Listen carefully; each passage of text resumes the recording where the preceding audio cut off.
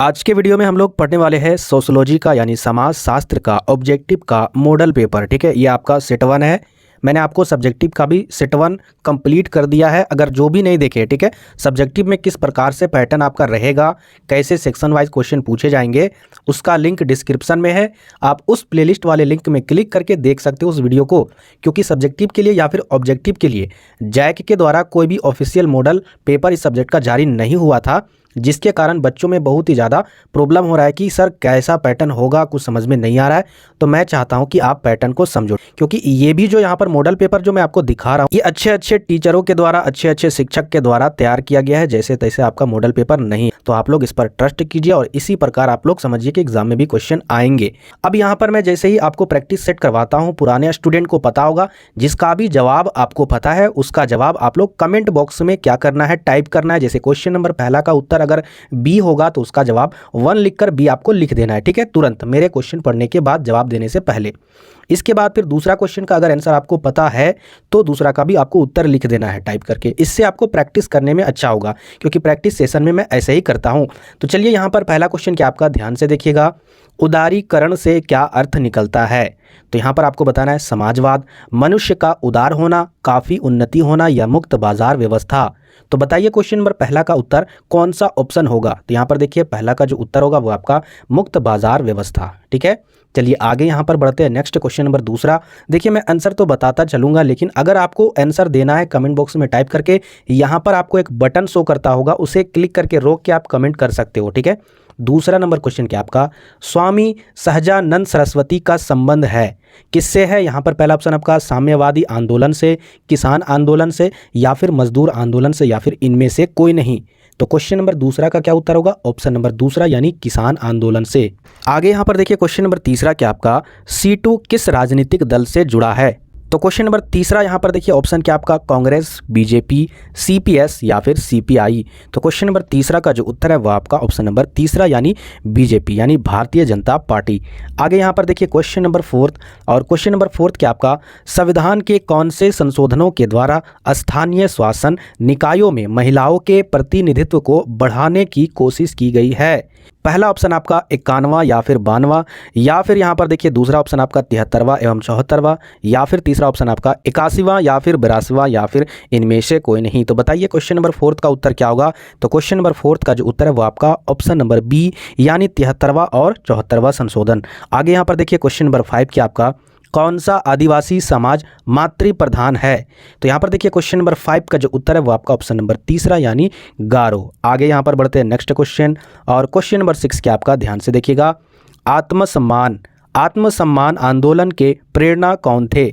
यहाँ पर देखिए पहला ऑप्शन आपका कर्पूरी ठाकुर, राम मनोहर लोहिया या फिर रामास्वामी नायकर या फिर काशीराम। तो क्वेश्चन नंबर 6 का जो उत्तर है वो आपका ऑप्शन नंबर तीसरा यानी रामास्वामी नायकर। आगे यहाँ पर देखिए क्वेश्चन नंबर 7 क्या आपका, निम्न में से किस आंदोलन का संबंध पर्यावरण समस्याओं से जुड़ा हुआ है। तो क्वेश्चन नंबर 7 का जो उत्तर है वो आपका ऑप्शन नंबर तीसरा यानी चिपको आंदोलन। क्यों पर्यावरण से जुड़ा हुआ है, क्योंकि इस आंदोलन के तहत पेड़ों से चिपक कर एक आंदोलन किया गया था जिससे पेड़ों को बचाया जा सके। तो ये पर्यावरण से रिलेटेड था। आगे यहाँ पर देखिए 8 नंबर, भारत में जनाधिक्य का मूल कारण क्या है। तो क्वेश्चन नंबर 8 का जो उत्तर है वो है आपका ऑप्शन नंबर तीसरा सामाजिक सांस्कृतिक कारक। आगे यहाँ पर देखिए नेक्स्ट क्वेश्चन नंबर 9, और क्वेश्चन नंबर 9 की आपका, भारत में नारीवादी आंदोलन के पुरोध के रूप में किनकी पहचान है। सुचेता कृपलानी या फिर सरोजनी नायडू या फिर इंदिरा गांधी या फिर कमला नेहरू। तो क्वेश्चन नंबर 9 का जो उत्तर है वो आपका ऑप्शन नंबर दूसरा सरोजनी नायडू। ठीक है, चलिए आगे यहाँ पर देखते हैं next question number 10। Question number 10 क्या आपका, छुआछूत को संविधान के किस अनुच्छेद के अंतर्गत प्रतिबंधित किया गया है, यानी छुआछूत को बैन किया गया है किस आर्टिकल के तहत। क्वेश्चन नंबर 10 का जो उत्तर होगा, पहले ऑप्शन देख लीजिए, अनुच्छेद 14, अनुच्छेद 17, अनुच्छेद 25 या फिर 27। तो क्वेश्चन नंबर 10 का जो उत्तर है वो आपका ऑप्शन नंबर दूसरा यानी अनुच्छेद 17 के तहत। आगे यहाँ पर देखिए क्वेश्चन नंबर 11, निम्न में से कौन जनजातीय समाज की समस्या नहीं है। तो आपको बताना है कौन समस्या नहीं है, भूमि विलगाव या फिर छुआछूत। यहाँ पर देखिए इसका उत्तर होना चाहिए ऑप्शन नंबर दूसरा, लेकिन अगर ऐसा ऑप्शन रहे यानी दोनों तो आप इसी को मारिएगा, ठीक है। तो यहाँ पर इसका उत्तर होगा ऑप्शन नंबर तीसरा। आगे यहाँ पर देखिए 12 नंबर, निम्न में से किसने जाति प्रथा की उत्पत्ति पर प्रजातीय दृष्टिकोण प्रस्तुत किया है? मॉर्गन ने, रीजले ने, या फिर नेस्फील्ड ने, या फिर AR देसाई ने? तो क्वेश्चन नंबर 12 का जो उत्तर है वो आपका ऑप्शन नंबर दूसरा यानी रीजले ने। आगे यहाँ पर बढ़ते हैं नेक्स्ट क्वेश्चन नंबर 13, हरित क्रांति का उत्प्रेरक कौन है? तो क्वेश्चन नंबर 13 का जो उत्तर है वो आपका ऑप्शन नंबर दूसरा संकरित बीज, ठीक है। आगे यहाँ पर देखिए 14 नंबर क्वेश्चन क्या आपका, किसने सीमांत मानव की अवधारणा दी है? तो क्वेश्चन नंबर 14 का जो उत्तर है वो आपका ऑप्शन नंबर तीसरा यानी रॉबर्ट E पार्क ने। आगे यहाँ पर देखते हैं नेक्स्ट क्वेश्चन नंबर 15, पश्चिमीकरण की अवधारणा किसके द्वारा दी गई है? तो क्वेश्चन नंबर 15 का जो उत्तर है वो आपका ऑप्शन नंबर बी यानी MN श्रीनिवासन, ठीक है। याद रखिएगा ये MN श्रीनिवासन वाला बहुत ज़्यादा इंपॉर्टेंट है, एग्जाम में देखने को 100% मिलेंगे ये क्वेश्चन। आगे यहाँ पर बढ़ते हैं नेक्स्ट क्वेश्चन 16, और 16 क्वेश्चन क्या आपका, जातीय पूर्वाग्रह का क्या अर्थ है? जातीय वर्गीकरण, किसी जाति में प्रवेश पाने के लिए किया गया प्रयास, या जाति संघर्ष, या किसी जाति से संबंधित अवैज्ञानिक एवं गलत अवधारणा? तो क्वेश्चन नंबर 16 का जो उत्तर है वो आपका ऑप्शन नंबर 4 यानी किसी जाति से संबंधित अवैज्ञानिक एवं गलत अवधारणा।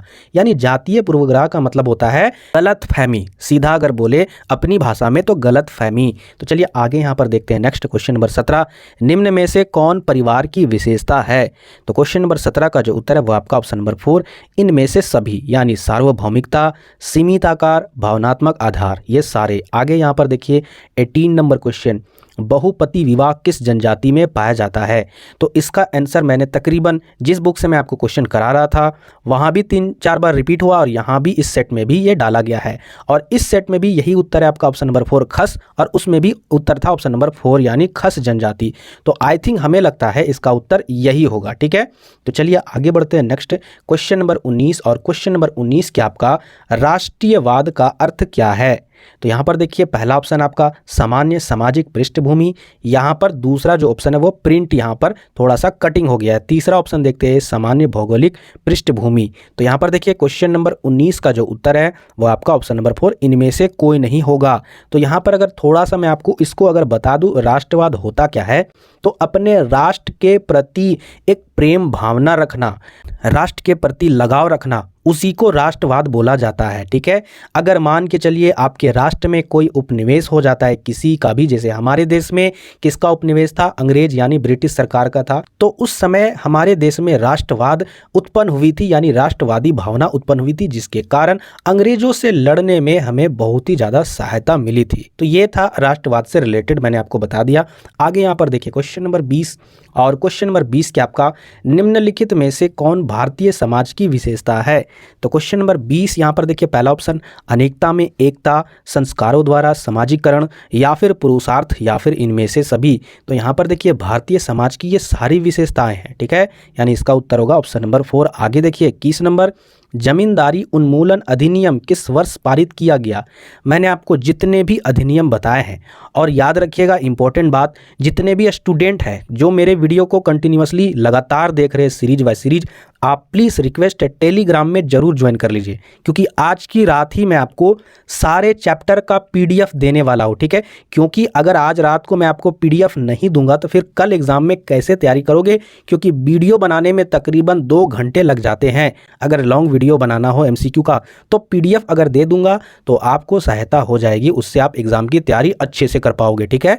तो चलिए मैं आपको टेलीग्राम में मिलूंगा इस वीडियो के बाद। तो बताना 21 का क्या उत्तर होगा? तो 21 का जो उत्तर है वो आपका ऑप्शन नंबर तीसरा यानी 1951 में। आगे देखिए 22 नंबर, चाचा नातेदारी के किस श्रेणी के अंतर्गत आता है? तो क्वेश्चन नंबर 22 यहाँ पर देखिए प्राथमिक, द्वितीय, या फिर तृतीय, या इनमें से कोई नहीं। तो इसका उत्तर होगा द्वितीय। आगे यहाँ पर देखिए नेक्स्ट क्वेश्चन नंबर 23, पंचायती राज में कितने स्तर है? 2, 3, 4 या 5? तो क्वेश्चन नंबर 23 का जो उत्तर है वो आपका ऑप्शन नंबर दूसरा यानी 3 स्तर है, ठीक है। कमेंट बॉक्स में टाइप कीजिएगा कौन कौन है, ठीक है। देखते हैं कितने स्टूडेंट को पता है। यहाँ पर पढ़ने वाले स्टूडेंट ही आते या फिर एक दिन में झंडा गाड़ने वाले स्टूडेंट ही आते, वो मैं देखना चाहता हूँ। 24 नंबर यहाँ पर क्वेश्चन क्या आपका, संस्कृतिकरण की अवधारणा किसने विकसित की है? तो क्वेश्चन नंबर 24 का यहाँ पर देख लीजिए ऑप्शन है एस.सी. दुबे, एम.एन. श्रीनिवासन या फिर सच्चिदानंद सिन्हा या फिर योगेंद्र सिंह। तो देखिए क्वेश्चन नंबर 24 का जो उत्तर है वो आपका ऑप्शन नंबर बी यानी एम.एन. श्रीनिवासन। आगे यहाँ पर देखते हैं नेक्स्ट क्वेश्चन नंबर 25, मुंडा विद्रोह का नेतृत्व किसने किया था? तो याद रखिएगा क्वेश्चन नंबर 25 का जो उत्तर होगा बिरसा मुंडा। ठीक है, अच्छा आप लोग कमेंट बॉक्स में टाइप कीजिएगा ये जो मुंडा विद्रोह हुआ था ये कब हुआ था। ठीक है, ये भी इंपॉर्टेंट है तो जरूर टाइप कीजिएगा। चलिए आगे यहाँ पर देखिए क्वेश्चन नंबर 26। आगे यहाँ पर देखिए 26 नंबर क्वेश्चन क्या आपका, पंचायत समिति का अध्यक्ष कौन होता है? सीओ, प्रमुख, मुखिया या फिर बीडीओ। यहाँ पर जो उत्तर है इसका जो उत्तर मुझे दो ऑप्शन लग रहा है, यानी ऑप्शन नंबर दूसरा प्रमुख होता है या फिर ऑप्शन नंबर 4 बीडीओ। अगर आपके गार्जियन पंचायत से रिलेटेड अगर जानकारी रखते हैं, ठीक है, सारे पद पंचायत में जितने भी पद व्यवस्था होते हैं उससे रिलेटेड अगर जानकारी रखते हैं, आप अपने गार्जियन से भी पूछ सकते हो कि पंचायत समिति का अध्यक्ष कौन होता है, या फिर अगर आप एनसीईआरटी बुक पढ़ते हो तो आप उससे भी बता सकते हो। दोनों में से आंसर क्या होगा, यहाँ पर मेरे दिमाग में 50-50 है ये दोनों क्वेश्चन। ठीक है, तो आप लोग जरूर इसका भी जवाब कमेंट बॉक्स में जरूर दे दीजिएगा। ठीक है, आगे यहाँ पर देखिए 27 नंबर, चिपको आंदोलन संबंधित है। तो चिपको आंदोलन मैंने आपको अभी बताया ना कि वृक्षों से चिपक रहे थे लोग, वृक्षों को बचाने के लिए, पर्यावरण को बचाने के लिए, यानी सीधा इसका उत्तर होगा वृक्षों की रक्षा से।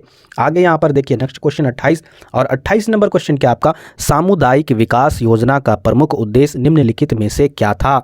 तो क्वेश्चन नंबर 28 का जो ऑप्शन है आपका, ग्रामीण उद्योगों का विकास, ग्रामीण बेरोजगारों को रोजगार देना या फिर कृषि उत्पादन में वृद्धि या फिर गांवों का सर्वांगीण विकास करना। तो क्वेश्चन नंबर 28 का जो उत्तर है वो आपका ऑप्शन नंबर 4 गांव का सर्वांगीण विकास। आगे यहाँ पर देखिए 29 नंबर, हिंदू विवाह अधिनियम कब पारित हुआ? तो क्वेश्चन नंबर 29 का जो उत्तर होगा वो आपका ऑप्शन नंबर तीसरा यानी 1955 ईस्वी में।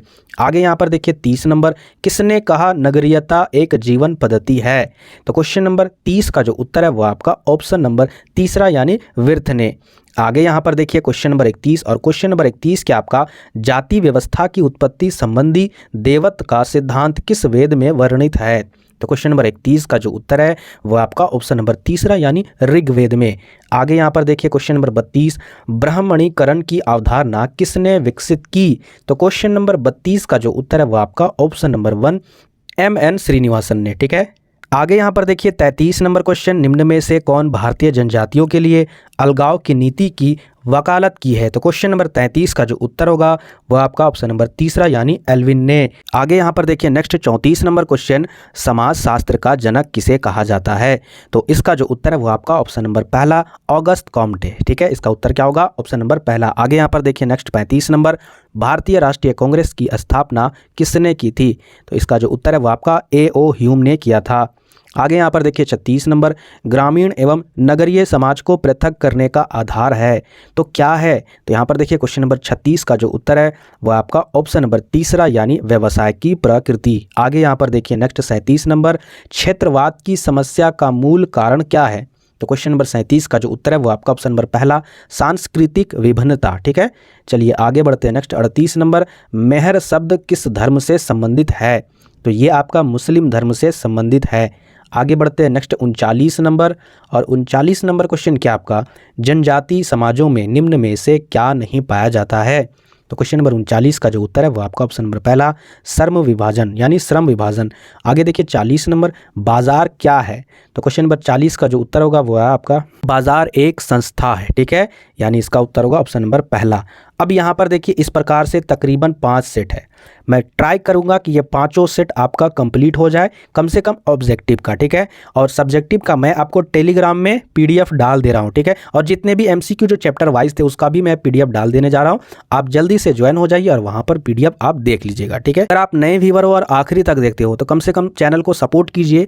10,000 का टारगेट है लेकिन आप लोग 10,000 पूरा नहीं कर रहे हो, जल्दी से पूरा कीजिए। आज की वीडियो में इतना ही, फिर मिलते हैं नेक्स्ट वीडियो में।